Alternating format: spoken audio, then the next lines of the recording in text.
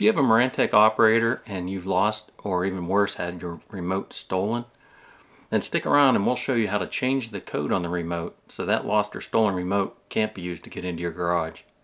Let's get to it.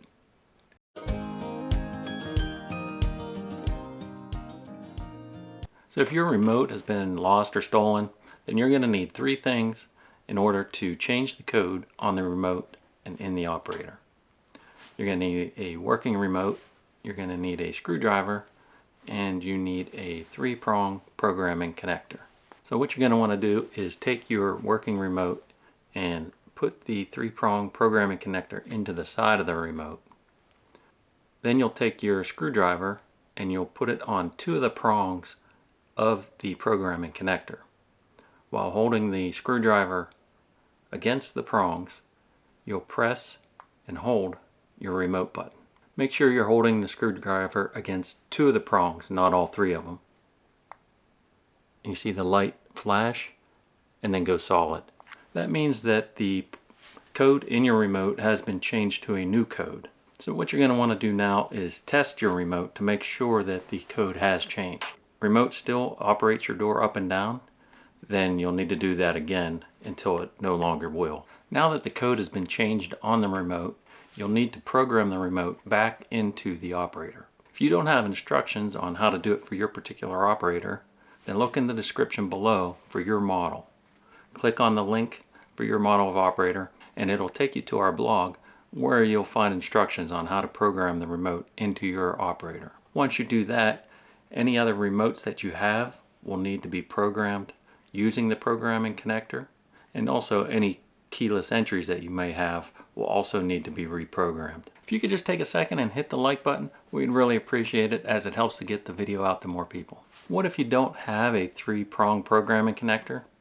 Well, you can still change the code on the remote in the operator, even if you don't have one of these. First off, you need to make sure that this bottom button is not programmed to your operator or to any other operators.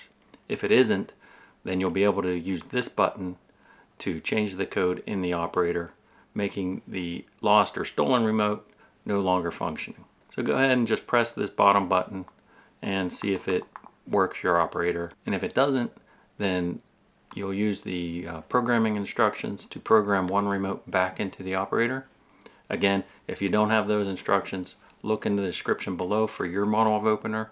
Just click on the link and you'll find instructions there on how to program a remote into your operator. And once you program this second button into the operator, just test it out. Make sure that the second button works the operator up and down, and then test the top button and press it.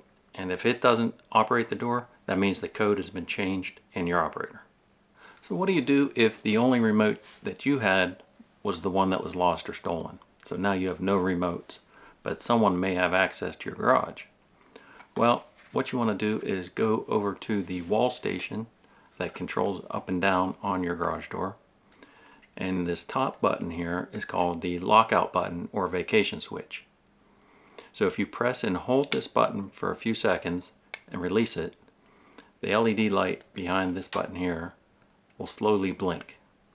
And it'll continue to blink as long as the lockout function is on. And what that does is it locks out any remotes that have been programmed into the operator. So that lost or stolen remote will not work as long as this lockout function is engaged.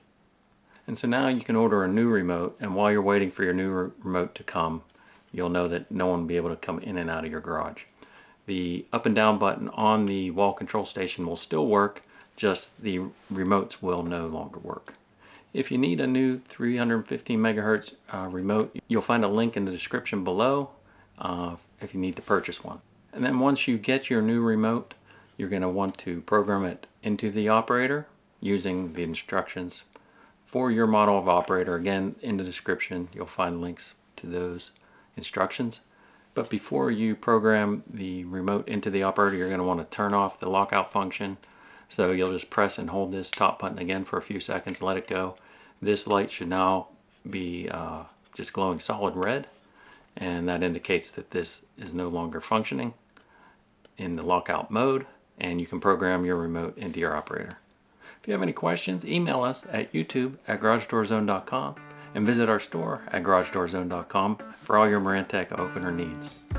Thanks for watching, and we'll see you on the next one.